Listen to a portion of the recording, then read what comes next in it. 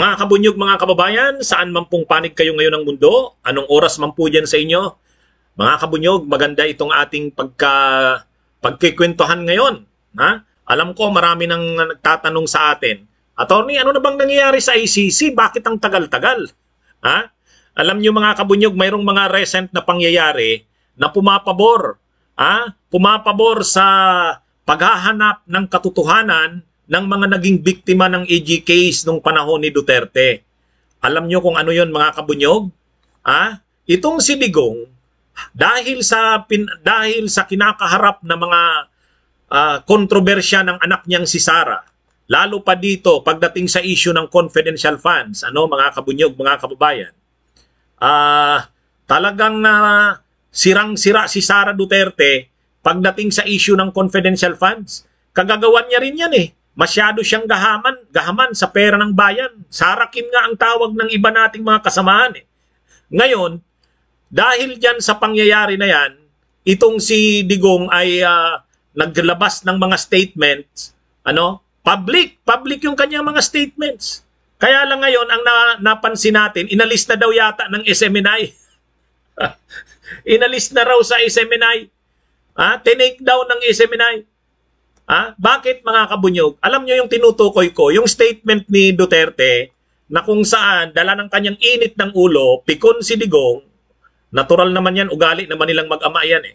Laging napipikon. Sa sobrang pikon ni Duterte, mga kabunyog, na pinag-iinitan yung confidential funds ng anak niyang si Sara, alam nyo, nasanay kasi itong mag-amang ito, sa loob ng matagal na panahon, parang untouchable sila eh. Pagdating sa kanila, ang confidential funds, kanila yan.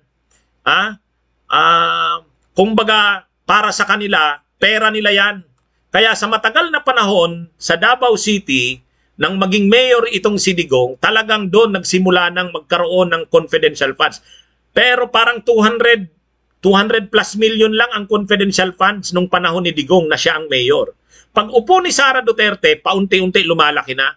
Lumalaki na yung taon-taong confidential funds. Hanggang sa nag-460 million kada taon mula 2020 yata. 2018, 2019, 2020, 2021, 2022. Taon-taon, 460 million na halos ang confidential funds ni Sara Duterte bilang mayor ng Davao.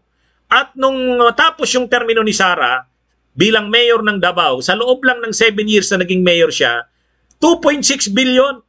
2.6 billion mga kabunyog ang naging confidential funds ni Sara. Kaya ngayon, nai-expose ngayon na matakaw pala ito.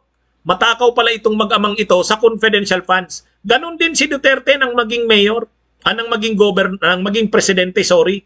Nang maging presidente si Duterte, alam nyo nung panahon ni Pinoy, may isang taon na si Pinoy 600 million. 500 million, sorry. Ang 600 million pala si Gloria Arroyo. Si Pinoy, 500 million pesos ang confidential funds. Intelligence and confidential funds na yon. Pero si Digong, mga kabunyog, 4.5 billion mula nung 2018. 2018, 2019, 2020, 2021, 2022. 4.5 billion taon-taon at inuubos lagi ni Duterte yon, si Digong. Kaya ngayon, na mainit yung issue ng confidential funds ni Sara, lalo na yung 125 million na transfer ng Office of the President noong December 2022 kay Sara. At itong hinihingi ni Sara na 650 million confidential funds, pinabubusisi ito, talagang pinag-uusapan ito sa Kamara, at ngayon mainit ang ulo ni Digong. Mainit ang ulo ni Digong kasi hindi sila sanay sa transparency and accountability, mga kabunyog. Napipikon si Digong doon. Kaya ang ginawa ni Digong, sa programa niya sa SMNI ni Kibuloy, nag-uusap yung dalawa, sabi ni Duterte, gusto niyo bang malaman kung saan ko ginamit ang confidential funds nung ako'y mayor ng Davao? Gusto niyong malaman? Yun, naglabang na si Duterte. Nawala na naman ang control sa sarili. Alam niyo kung anong pagkakasabi ni Duterte? Siyempre, tulad ng madalas niyang sinasabi, ginamit ko yon. Maraming pinatay sa Davao. Yun. Kaya ako kay Sara, sabi niya, ang advice ko sa kanya, Sabihin niya na kung saan gagamitin ang confidential funds. Gagamitin yan laban sa kanila, laban sa inyo, Franz Castro. Kayo ang papatayin gamit ang confidential funds na yan. Ganun kagarapal yung mga sinabi ni Duterte. Ang problema, public yung kanyang pagkakasabi, naririnig, napapanood. Ngayon, na-save yun, na-save. Nag-post ngayon sila Trillanes at ang Magdalo. Sabi ng Magdalo at nila Trillanes, pinadala na namin sa ICC. Pinadala na namin sa International Criminal Court ang mga huling statements ni Duterte na inamin niya kung saan ginamit ang confidential funds. Patay. Patay. Pagkalipas ng ilang araw, tinake down. Inalis na ng SMNI. Inalis na yata ng SMNI. Mayroong sabi, private na daw, hindi na public. Di ba? So, ibig sabihin, may nakapag-advise yata sa SMNI. Alisin nyo na yan. Alisin nyo na yan. Ang problema, siyempre, may na-save ng copy nun. May na-save ng copy. Kaya, dito, alam nyo, ang mga pag-admit sa harap ng media, sa publiko, yung nasa media ka, ano yan admissible yan as evidence. Yung mga kriminal na suspect pa lang, tapos ini-interview sa media, tapos sinasabi nila ang lahat, magagamit yan as extrajudicial confession. Bakit? Kasi pag ini-interview ka ng media, ibig sabihin wala namang pressure sa'yo. Walang intimidation sa'yo. Yung anumang sasabihin mo sa media, hindi ka naman pinersa niyan. Kasi paano mo naman masasabing pinersa ka? Nasa harap ng media. Kung pepersahin ka, hindi sa harap ng media kasi makikita ng media na pinipersa ka, ibabalita ka. Kaya yung mga statements ni Digong, nung isang araw, pinag-usapan na natin to, plinay na natin to, talagang sobra yun. Nagyayabang kasi siya. Gusto nyo talagang malaman kung saan namin ginamit yung confidential funds. Yan. Yan ang problema.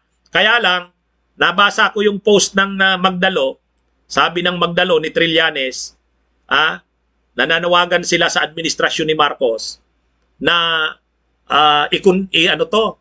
i-consider yung mga huling statements ni Duterte. Pinadala na daw nila sa ICC. Yung ano yun. Nakarating na sa ICC yun. Tama si Kabunyog Alma Provido. He forgot he no longer enjoys immunity. Nakalimutan niya yata. Alam nyo, kapag mainit na ang ulo, pikon na, kasi nasanay si Duterte, walang transparency at accountability. Tapos ngayon, bigla, inuungkat sa kanila, transparency and accountability. Kaya umiinit ang ulo ni Digong. Ang problema, pag umiinit ang ulo niya, kung ano-anong pinagsasabi, nakakalimutan niya na hindi na siya presidente, wala na siyang immunity. At yung mga sinasabi niya, magagamit laban sa kanya. Yun na nga. Nag-post ang Magdalo. Tingin ko, totoo naman yung post ng Magdalo. Validated naman yon. Nag-post yung Magdalo na pinadala na daw nila sa ICC yung clip, yung huling mga sinabi ni Duterte. Yung mga sinabi kasi na yun ni Duterte, damaging sa kanya yun. Damaging yun, mga kabunyog. Kasi nga, pinag-uusapan ng confidential funds. Pinagmamalaki niya na ang confidential funds ginamit. Kumbaga, ang ini-imply niya doon, ginamit yung confidential funds sa pagpatay ng mga kaaway ng gobyerno. Tinutukoy niya mga komunista daw.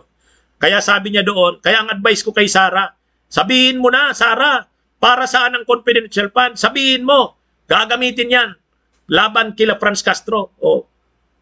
Alam niyo kung saan namin ginamit yung confidential funds? Sabi ni Duterte, yun, may mga ganun siyang say. Kaya, mga kabunyog, damaging sa kanya yon, magagamit na yun sa kanya. Ngayon, ang sabi nga ng Magdalo, nagpadala daw sila ng kopya sa ICC, patay. Patay. At ngayon nga, dahil nga nagiging issue na yon, nagiging issue na yung statement na yon ni Duterte, tinake down ng SMNI. Wala na daw sa SMNI yun private na. Na-realize din nila, bakit hindi yata naisip ni Ang problema kasi dito kila Digong, sila Bato, ang daming sinasabi si Digong, sasabihin na naman ni Bato, figure of speech yun.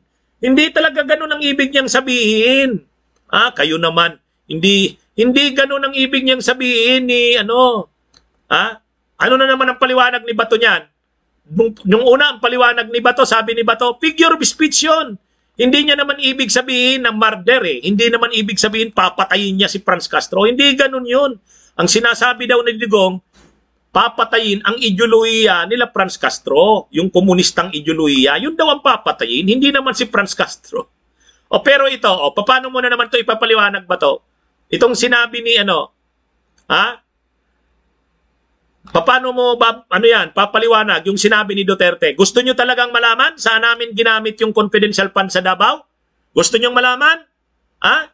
Ginamit namin, pinagpapatay namin ng ganito. Kaya sabihin mo na, Sara, sabihin mo na kung para saan talaga yung confidentials na hinihingi mo. Yan. Sabihin mo na papatayin sila Franz Castro, yung mga komunista sa Kongreso. Di ba ganun talaga yung pagkakasabi niya? Yan mga kabunyog, mga kababayan. Anyway, mga kabunyog, maiksi lang tong ating kwentuhan ngayon. Bunyog, bunyog, halikan na kasama ka. Bunyog, kapag buklod ay may pag-asa. Luzon, Visayas, Mindanao, isa ang pananaw.